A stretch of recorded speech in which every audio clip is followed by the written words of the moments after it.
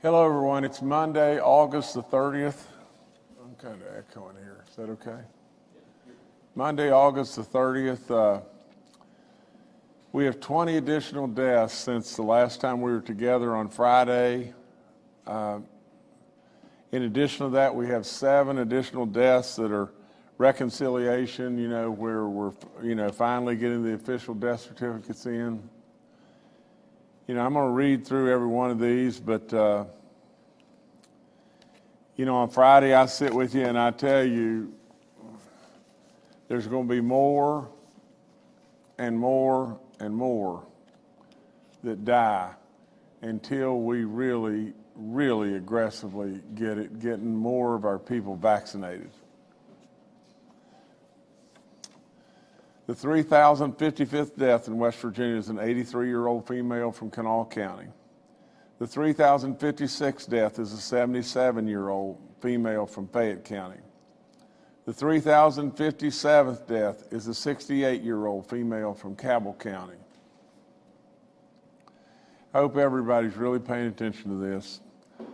The 3,058th death is a 35-year-old female from Monongahela County. The 3,059th death is a 60-year-old male from Monongahela County.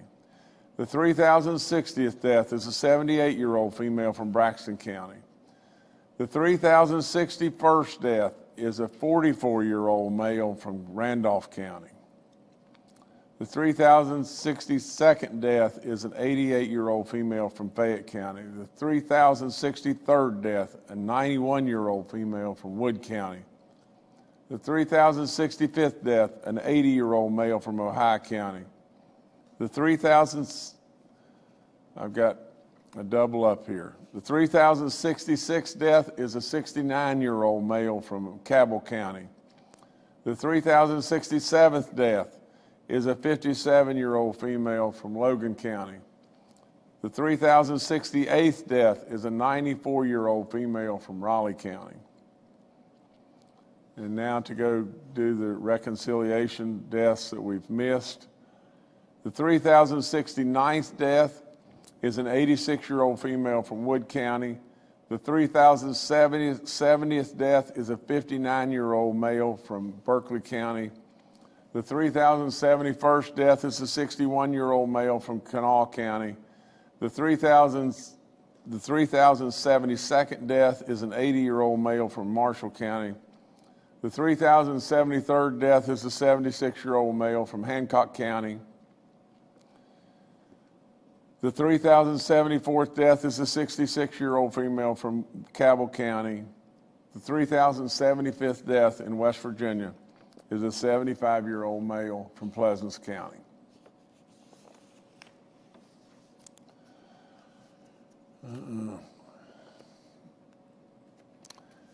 We have 1,141 new positive cases since our last update. Our positivity rate, daily rate, is 11.77. Our cumulative rate now has jumped all the way to 5.19. We have 16,372 active cases in West Virginia. Our recovered cases are about 170,000. We have 579 patients that are hospitalized and 181 patients in the ICU units. The entire state of West Virginia, with the exception of two counties are yellow. Every other county is either orange or green. We have 20 outbreaks in our schools in 13 counties. We have a lot to look at and be concerned about. There is only one way. There is only one pathway out of this. There is no other pathway out of this other than to be vaccinated. Now, with all in us, we are trying beyond belief, and you'll hear this in just a second, to allow to get permission from those, the powers to be on the federal government side, to be able to give the booster shots to people that really, really, really need it. And I'll show you in just a second the math that will lead you to know how much they need it. I remind you very, very quickly here that if you're 65 and older and you have any kind of feeling of sickness, go get tested. The antibodies will absolutely save your life. Now just think about this. This is in all, this all, comes right back to the booster shots. The booster shots. Today, of those that are hospitalized in West Virginia, right now, 82% of those that are hospitalized with a COVID situation are unvaccinated. We can really change that, can we not?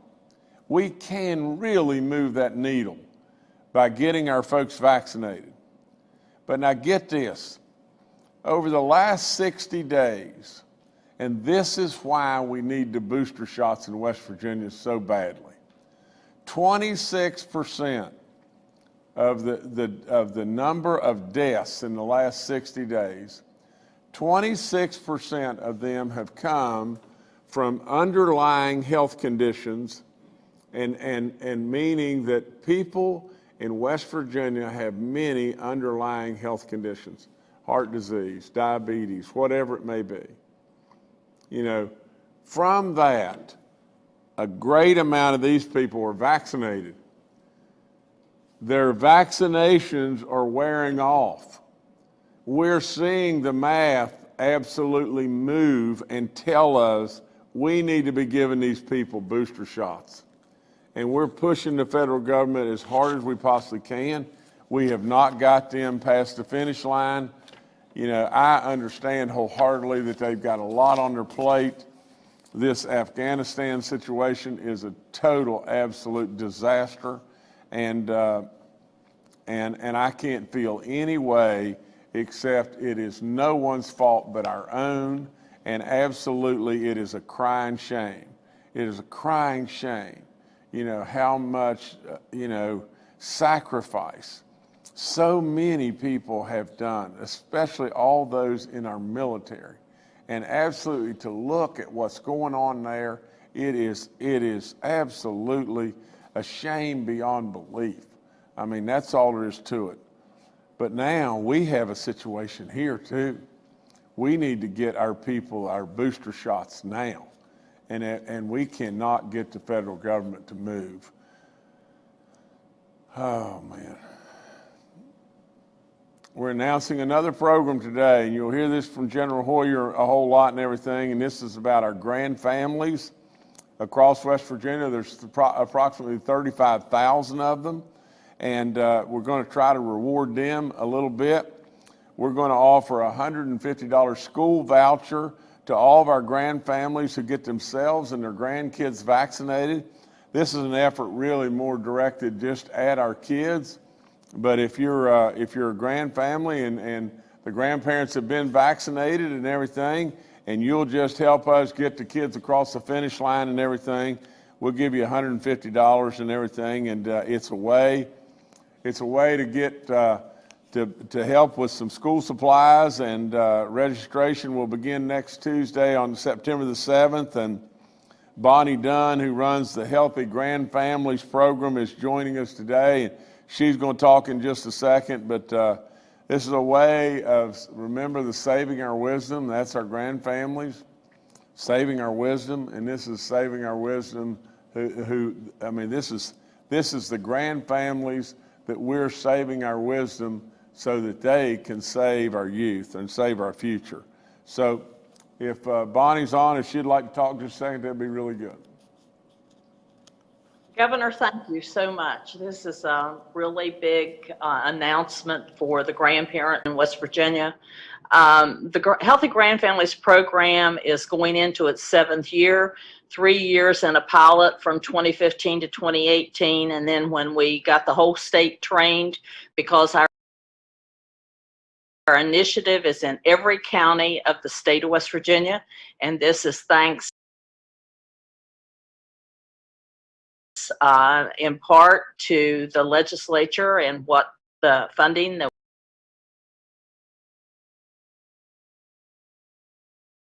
that was given to us to get the state trained and have a point of contact in each county in the state.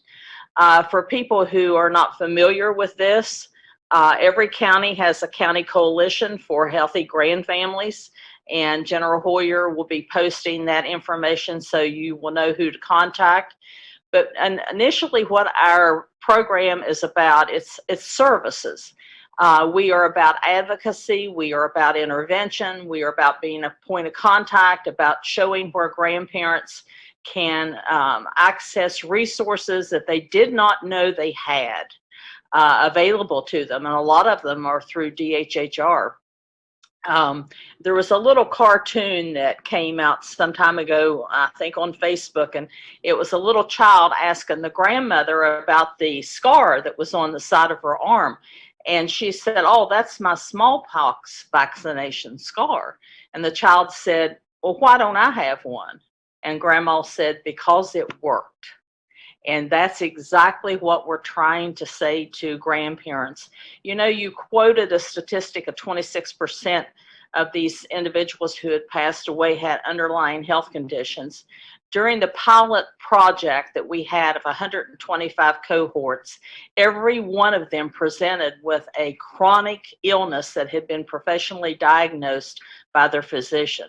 So we know that the grandparents who are raising grandchildren are not totally well. They are battling some kind of a chronic illness. And of course, in West Virginia, as you indicated, Governor, it's heart disease and diabetes and hypertension are the three top ones. A lot of them, though, were chronic pain. And I can't imagine being in chronic pain trying to raise a grandchild, or as many as 7, which we had grandparents in the program that were raising 7 grandchildren.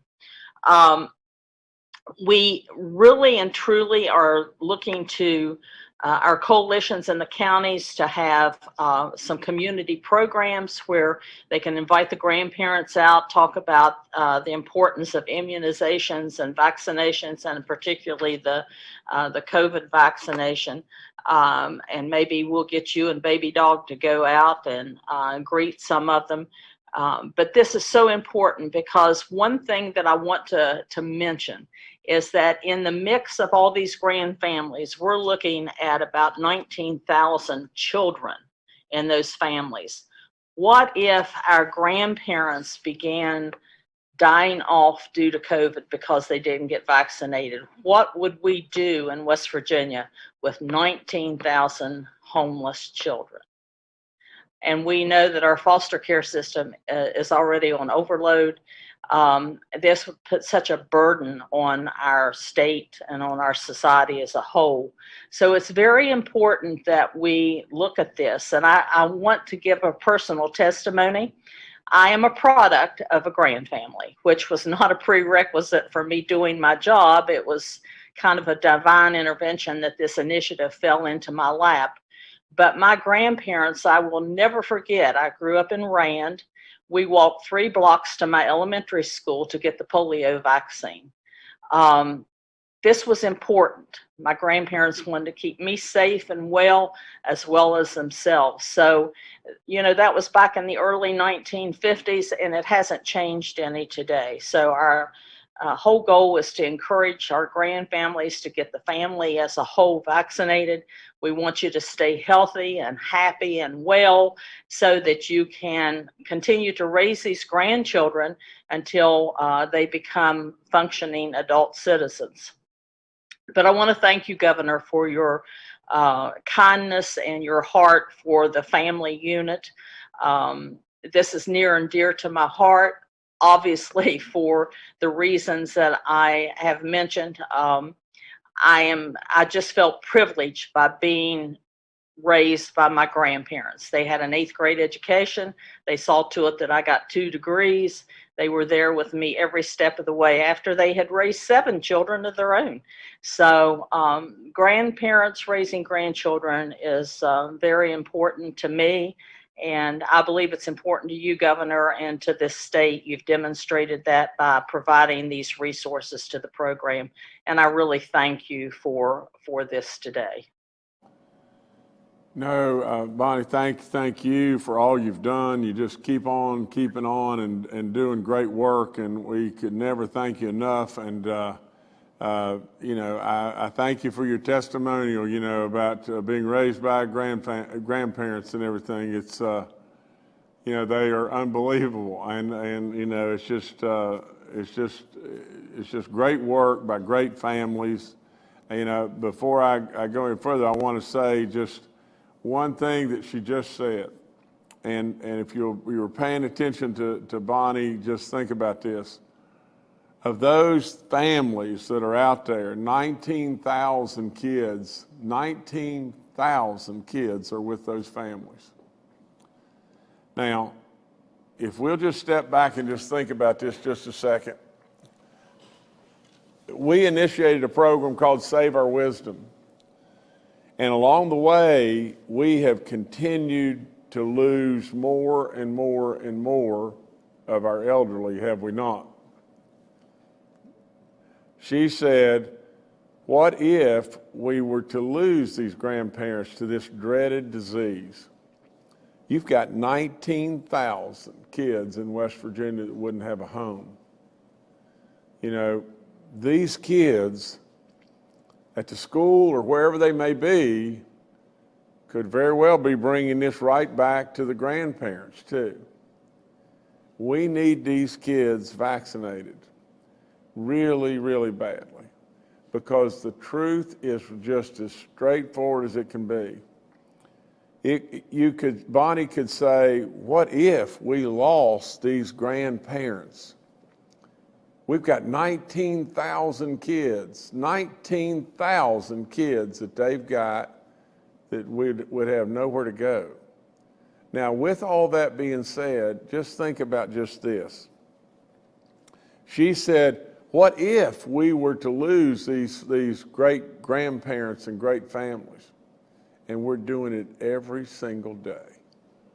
Every single day. I read to you name after name after name after name where we've lost more and more and more of our wisdom. Bonnie says, what if we were to lose? And I'm saying we are losing. We're losing them.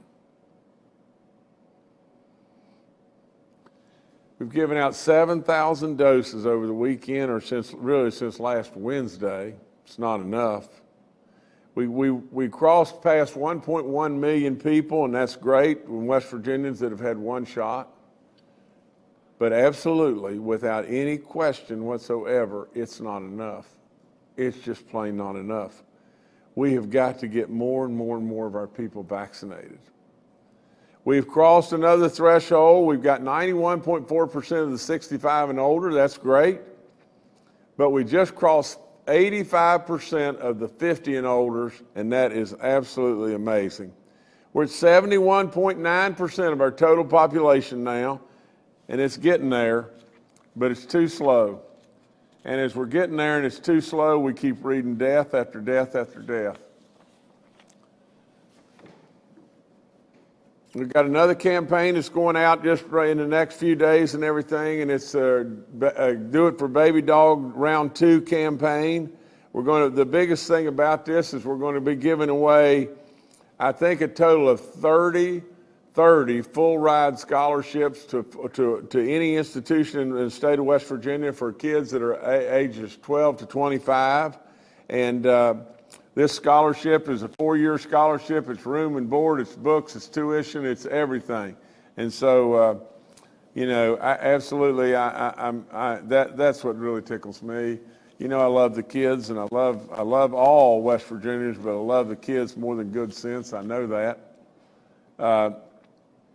We're also giving away, a luxury sports car and some ATVs and, some fishing boats and even a dream wedding and on and on and on. Season tickets to all sports at Marshall and WVU and lots of different stuff. Lift tickets, to all of our 5 ski resorts in the state, and just good stuff. But the bottom line to the whole thing is just another effort to try to get people vaccinated, to try to stop this death call every time I come in here. Every time I come in here, I'm reading the lottery of people that really and truly just won the death lottery, and you know, we just need to stop it. I told you Pfizer was FDA, you know, fully approved. You know, as far as our booster shots, we're ready to go. The second that we can get to go ahead, we'll take off, and we'll just get doses in arms all over the place, from our local pharmacies to our National Guard, local health departments, healthcare facilities. We'll be ready. You know, we have led the nation, and we led the nation getting out of the gate. And now we need to lead the nation with our booster shots. So we're just going to continue to push in every way. I am not convinced whatsoever at this point in time to do any mandates. The eligibility is 12 and older. You know, the natural immunity is not good enough. At least it's not good enough for what we know today. Our young people that are 12 to 35, we need our grandparents and our parents to help get them across the finish line. All the COVID information's up on our website. You know, all the get testing information's up. I want to always thank Walgreens and Frith for what they've done. They've been really great partners. We now have 43 outbreaks in our long-term care facilities, 6 outbreaks in our churches. Those church counties are Barber, Doddridge, Kanawha, Mason, Taylor, and Wayne counties. You remember just the other day we went down to 1 inmate case in the state of West Virginia. We've got 104 now and 46 staff cases. I encourage you over and over about giving blood. You know, as far as also we have put the state into a state of preparedness. You know, from the standpoint of this Hurricane Ida that's probably going to dump a bunch of rain on us. We got to be ready for that. In West Virginia, in a bunch of areas.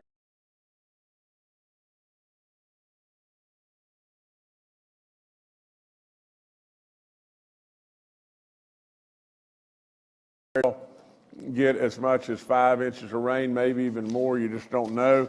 And with our mountains, that can turn into a bad situation. So be on guard, please. That's all I got. All right, thank you, Governor. Let's now go to Dr. Clay Marsh, our coronavirus czar.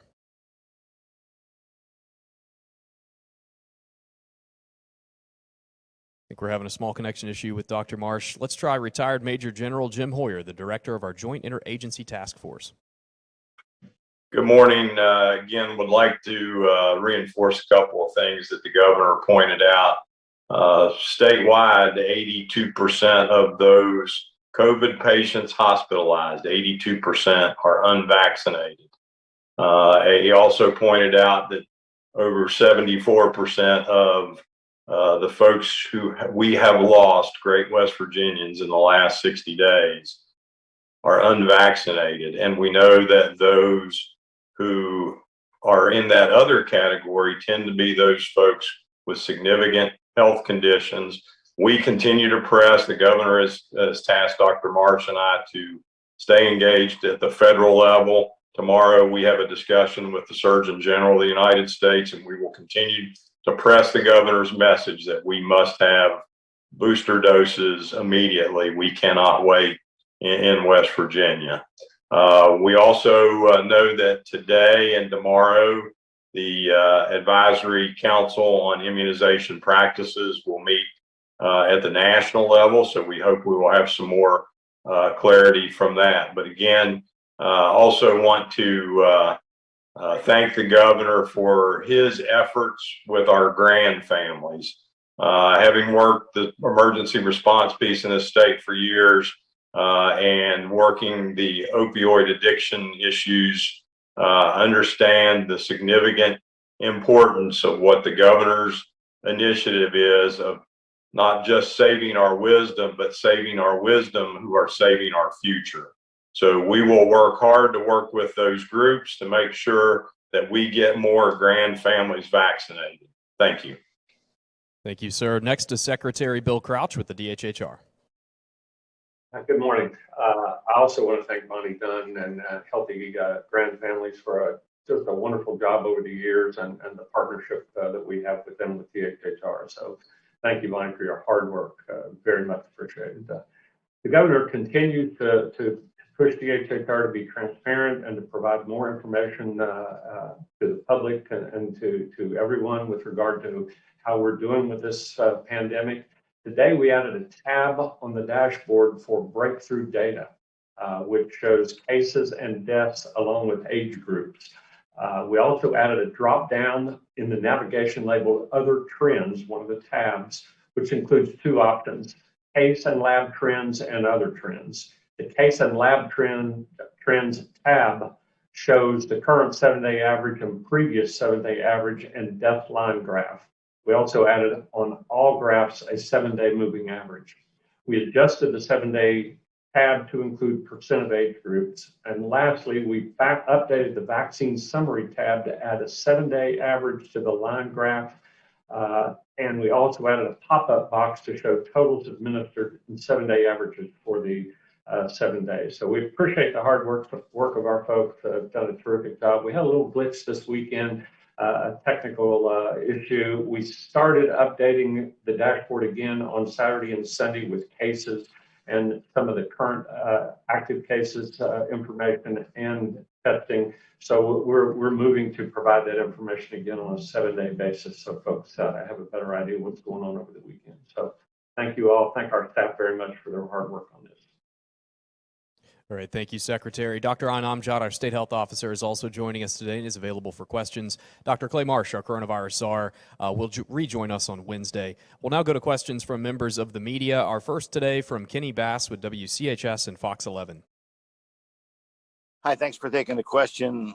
As someone who was raised in a grand family when our house burned down when I was in junior high, we moved in with Grandma Wilma and Grandpa Herb and lived with them for 5 years until I graduated from high school and went to college. Me, my little brother, and my mom. So very aware of how important grandparents are. And thanks for the initiative to help those guys out, Governor. There is a doctor from Johns Hopkins who is quoting some of the latest data from Israel.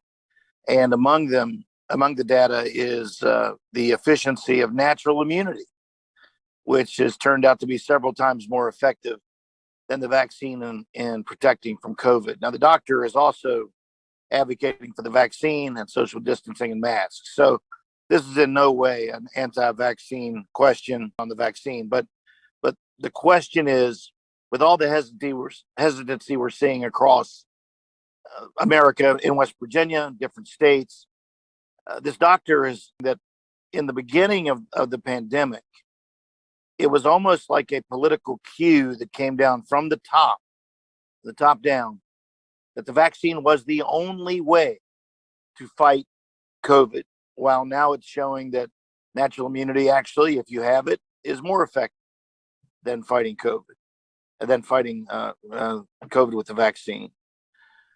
And when we hit with that message and then went with no masks because masks were in shortage, and then use a mask when masks and more supplies became available, that more people then fell off the wagon. So what we lost trust.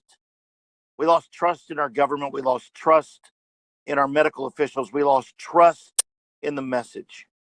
And Governor, I think that's what you're dealing with now, at least partly with people who are hesitant.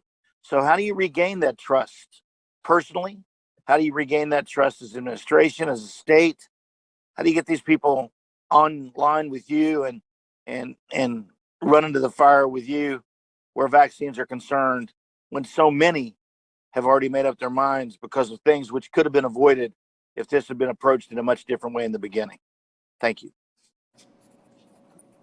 Well, Kenny, let me just say this. You know, I do believe that the people of this great state have put an incredible trust in me, and it's an honor beyond belief. And I believe that for the most part, the overwhelming majority of the people are right with me because they know I've told them the truth. And that's what I'm going to continue to do. I've been as transparent as I know how to be in every way. I have never, ever told them anything except the very best of my knowledge that I can possibly tell them the truth. You know, you're exactly right, though, Kenny. There are many people that are out there that do not trust, especially our federal government. And our federal government continues to jump all over the place as far as, you know, Tom Floyd in South Carolina, the guy we lost that was really, really good man and a good friend, especially a good friend of my son's. And Tom used to say they jump from pillar to post, and that's all there is to it. You know, they jump the way the politics and the wind blows. We know how polarized we are at the federal level today, you know, from the standpoint of, you know, it's all about Republican and Democrat nonstop, you know, and it's a crying shame. We really don't know the dependability, and we have become a nation that is absolutely lost its trust in many ways. Now, as great as America is, we cannot continue to go down the path of not telling people the truth and absolutely losing more trust. You know, when the Johnson & Johnson scare came out, you know, from the Biden administration, really in regard to, oh gosh, we've got to stop doing, you know, the Johnson & Johnson vaccinations. And then we turned right around and went back and said, no, it's okay, we can do it.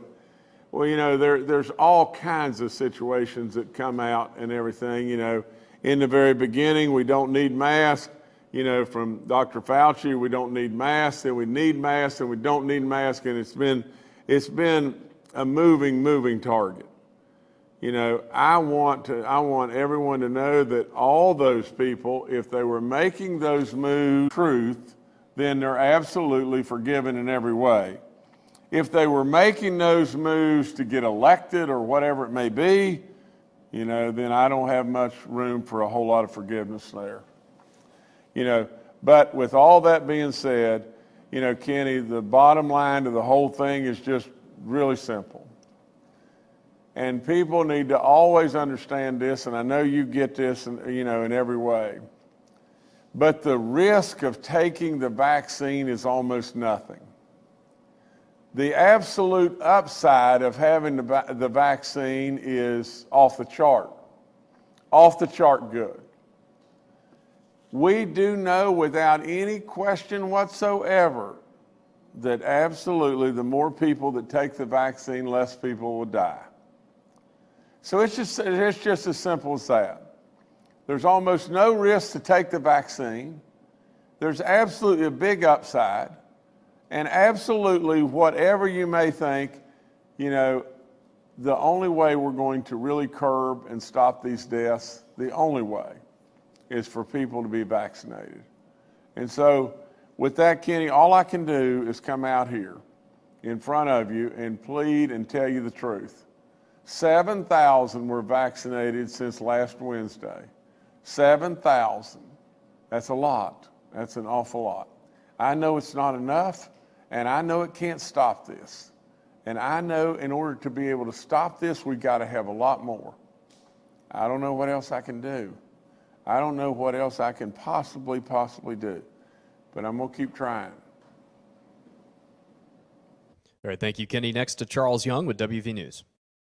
Hi, this is Charles Young with WV News. I had a question about how the current surge is impacting the other areas of the hospital system and our healthcare network. I know that as of this morning, you know, we have close to 600 people statewide hospitalized due to COVID. Is there any indication at this point that this has begun to impact, you know, other elements of routine care, elective procedures, people seeking care? Thank you. Charles, General Hoyer is going to take over, but Charles, you're dead splitting the bullseye. You know, what's going to happen here, just as sure as I'm sitting here, is things that we really need to be doing in our lives, you know, whether they be elective surgeries or whatever they may be, even to the point of emergency situations, whether it be stroke or heart attack or whatever. As we continue to push our hospitals to the limit, we're going to have a big problem there. But anyway, General Hoyer, go ahead. Thank you, Governor. So, Charles, you make a great point. As the governor pointed out, we have challenges.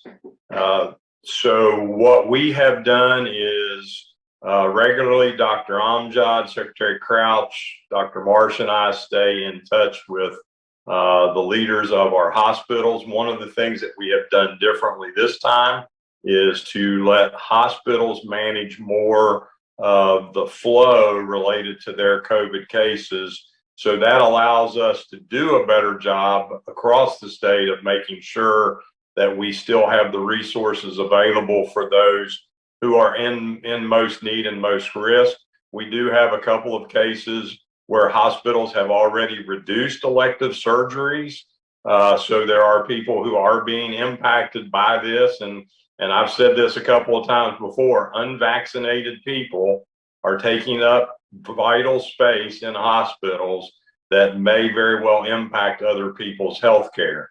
And Jordan, I think you may have the latest graph that just came out. So this was just updated while we came on the air. So you can see now that number is up to 640. So we have to get people vaccinated, as the governor pointed out. And I just, again, would say from an editorial comment, neither Governor Jim Justice or retired General Jim Hoyer are asking people to do this, as is Dr. Marsh, Dr. Amjad, Secretary Crouch. We have nothing in this other than to let people know this is the best thing that we have. And I go back to Kenny's comment, if that study, I believe, still has not been fully peer reviewed. Dr. Marsh and Dr. Amjad school me every day on the medical piece of this, but also as the governor pointed out, with the health conditions that our population have, if we just waited for people to get natural immunity, our death rates and our hospitalizations are going to be out of control. Thank you. All right, thank you, Charles. Next is Stephen Adams with Ogden Newspapers. Yeah, Steve Adams of Ogden Newspapers here. Two questions. First question will be to General Hoyer. Since you have the new updated hospitalization number, I didn't know if you had the new ICU bed number for today as well. And the second question is for the governor on this. There's a small handful of lawmakers. I don't know how many, but I know there's at least 4 that I'm aware of that are either trying to get you to call a special session or call themselves into special session. We'll see if they are able to get the signatures they need to do that in order to try to pass laws either prohibiting vaccine mandates or prohibiting mask mandates in the future. It seems like it's a small group of lawmakers on kind of the far right of things, but I wanted to get your take on some of that movement that's going on. Thank you. Stephen, while the general's getting that, if you got that, General, you want? Yes, sir, Governor. It is today. The latest number came in while we came on the press conference. It is 203 individuals in the ICU. And back to your second question, about lawmakers wanting to call themselves in. If they want to call themselves in, they can call themselves in, from the standpoint, of where I'm at. I have stood firm as far as not putting out any mandates from the standpoint of masks or vaccines or, compelling anyone to do anything at this point in time. I'm trying with all in me to not doing anything that is going to just prompt more division. I think what we should be advocating in this state from our legislature standpoint, we've given the school systems, local control for them to be making decisions, about our kids and everything, because the local people should know better, and everything. We're trying to work with everyone as very best we possibly can, But what we should really be getting from our legislature as a whole is get yourself out there and get yourself vaccinated. You know, we don't need division, but if they want to call themselves in, they can surely do that, and there's nothing I can do to stop it. All right, thank you, Steve. Next to Mark Curtis with Nexstar Media. Good morning, everyone. I have a two-part question, and I think Bonnie Dunn might be able to answer the first part and Dr. Amjad the second part. Of the 19,000 children who are in grand families in the state, do we know how many of them are between the ages of 12 and 17 for vaccination eligibility? And the second part of my question to Dr. Amjad is, where are we at, or where is the federal government at in the process, and are we getting any closer to lowering the vaccination age limit to 10 years old?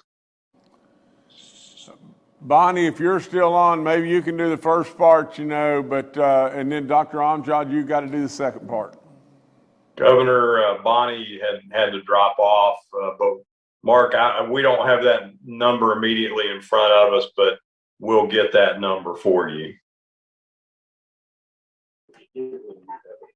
And for the second part, Mark, we don't have a clear indication, but we're hoping to hear something soon, hopefully in the next couple of weeks. But we don't have a clear indication of that timeline for the younger age group for the vaccine yet. But hopefully in the next couple of weeks, we'll get some indication for that. Thanks. All right, thank you, Mark. Next to Paul Mullen with WCBC. Good morning, Governor. Good morning, panel. Governor, you made mention that we do have a big storm heading our way. I wanted to ask you about what sorts of preparations are being made. Are you pre-positioning some resources that can be used in case of flooding? And do you know when you're going to know how bad it's going to be? Thank you. Paul, you know, I guess we're ready from the standpoint of the National Guard is working on pre-positioning people and assets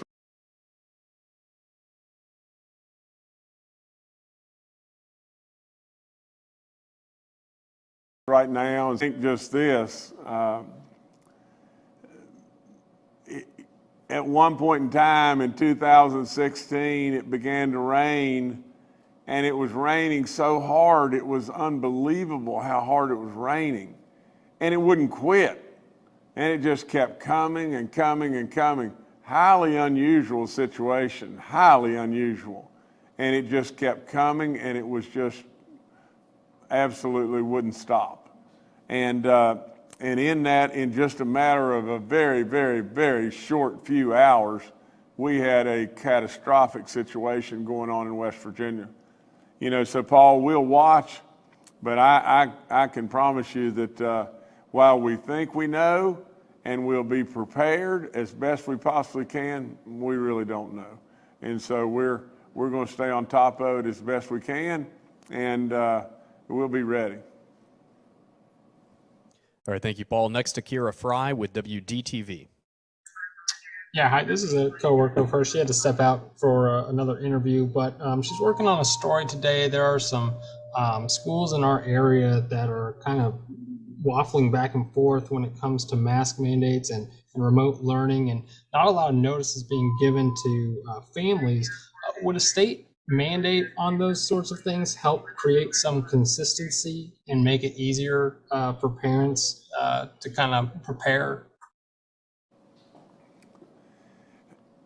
You know, it's a real toss-up question, is it not? But I really believe that at this point in time, the local officials know the very best as what's going on in their neighborhoods and in their communities and everything. They know what is best.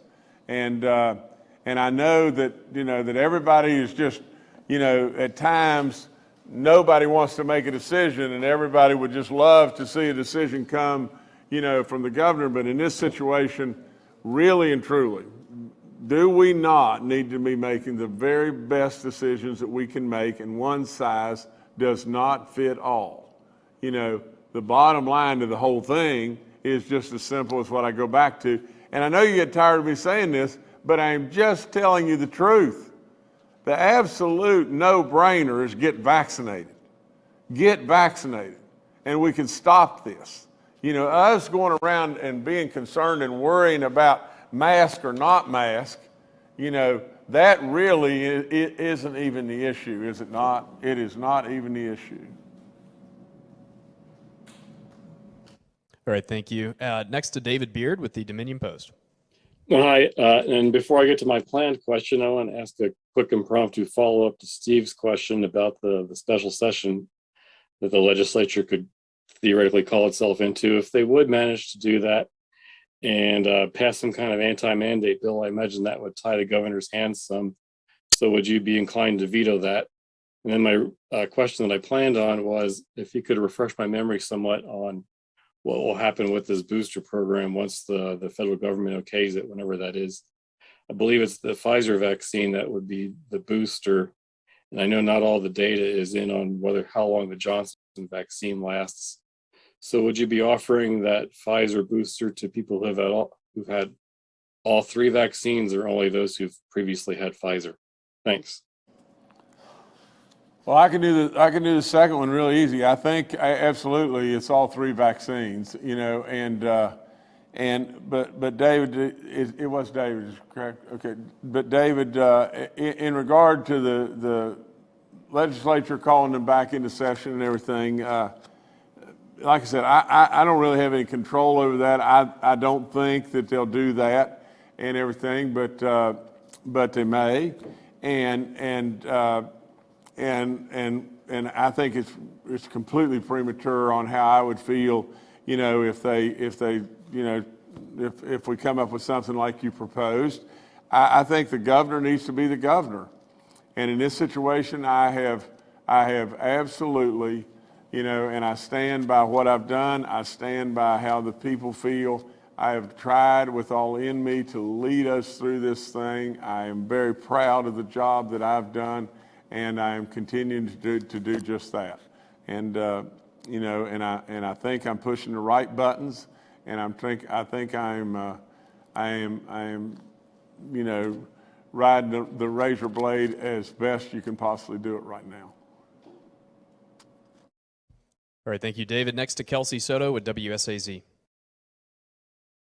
Good Monday afternoon, everyone. We're hearing reports that parts of the southern U.S. and including our state are dealing with issues with oxygen supply. I was wondering if General Hoyer could kind of give an update on the hospital situation in that regard and some of the hurdles we're up against and what happens next. General, please.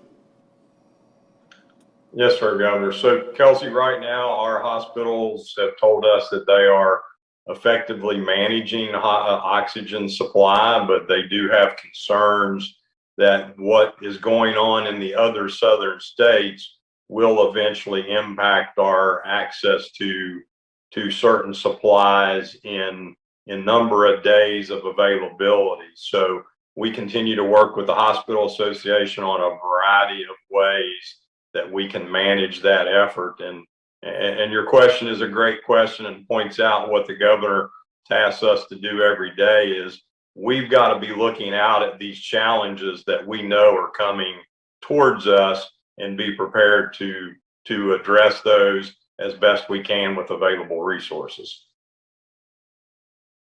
Dr. Amjad's got a clarification on the boosters and everything. Maybe that's something we've made a mistake in saying, but if you could give us that clarification, please. Donnie.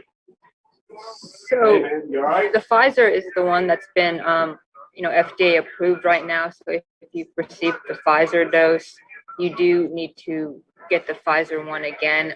The governor was right in stating that Johnson & Johnson has not been approved by anything right now. And if you've gotten the Moderna one, you should get the Moderna one again. So right now, if the booster one's approved, you should get Pfizer again. But Moderna is likely going to give some announcement. We're hoping Johnson & Johnson has been said they're going to give some announcement. But right now, it's the Pfizer one that's been approved for the booster right now. All right, thank you, Kelsey and Dr. Amjad. Next, we'll go to June Leffler with West Virginia Public Broadcasting.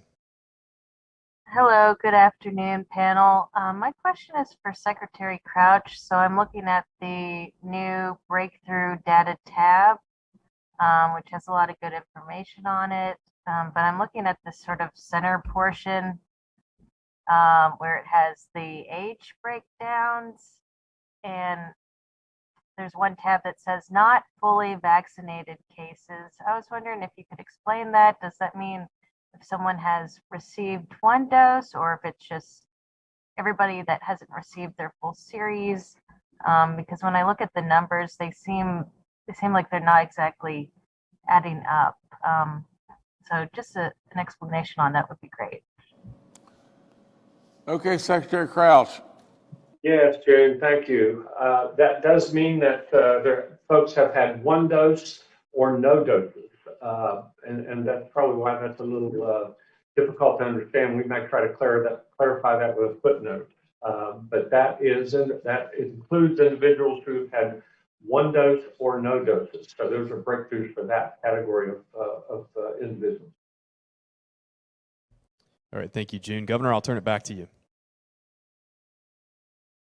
Okay, I'll be pretty short and sweet. You know, at the end here, I think I loved Bonnie's comment when she said that, you know, that the scar on people's arms, you know, a lot of those people like myself, you know, represent, you know, something that was done a long time ago to stop smallpox, and really and truly, the bottom line is those people paid a sacrifice in many ways to be able to shut that down and save all kinds of lives, and that's the reward of our younger people today. You know, 640 hospitalized and 203 in the ICU units, and probably others out within our state that are not well. We're going to continue to read death after death after death if we don't get ourselves vaccinated. Death after death, we've got to get ourselves vaccinated, and we've got to do a heck of a lot better than 7,000 since last Wednesday. That's good, but we need to do a lot better. Now, I've got a young lady that is our Secretary of Tourism. She has done an incredible job. Her name's Chelsea Ruby, and she's got some really good news to report, and we want Chelsea to be able to do that at this time. And but what a job! I mean, you know, really the bottom line, what a job she does, and always the truth's in the numbers, and West Virginia's numbers on tourism are absolutely shooting through the roof, and so again, Chelsea, take over. Great job. Great job. Thanks, Governor. I have some exciting news to share with you today. So last week, U.S. Travel held their annual meeting. So this is where all the folks in the country who do travel promotion come together. And West Virginia received the highest honors in 2 categories. So, Governor, I've got these beautiful awards here for you today. I'll hand them to you. Okay. I'll tell you what they are. All right. So the first one is I'll leave them here with you for right now. All right. So the first one is for community building. So community building is one of the 16 categories that they look at. It's how we work with our industry partners. And in particular this year, it was how are we responding to the pandemic? So we were recognized for the Place I Belong campaign that we did at the very beginning of the pandemic last year on social media. So we're very excited about that one. The second one is for our state travel guide. So as you know, every state does one of these, and we were recognized with the very best one in the country. This one, again, was a response to the pandemic. We took all the travel trends. We made it all about road trips and how people were traveling post-pandemic. So Governor, congratulations. Thank you for your continued leadership to push us to perform at the highest level. Being the winner in 2 of the 16 categories is something we're really proud of, so thank you. Can you imagine really West Virginia winning in 2 of the 16 categories across this nation? It is amazing, and we've put, we've put phenomenal resources. We've believed in it. We believe in it from right now. I still would tell all of you just this, that without any question, we're still just getting the parsley on the plate. The growth is unbelievable with potential that we have in this great state. But Chelsea, what a job. What a job. You know, I mean, our Secretary of Tourism, Chelsea Ruby, unbelievable job. Very, very, very proud of you. Very proud. Well, that's all I've got today. Thank y'all again in every way.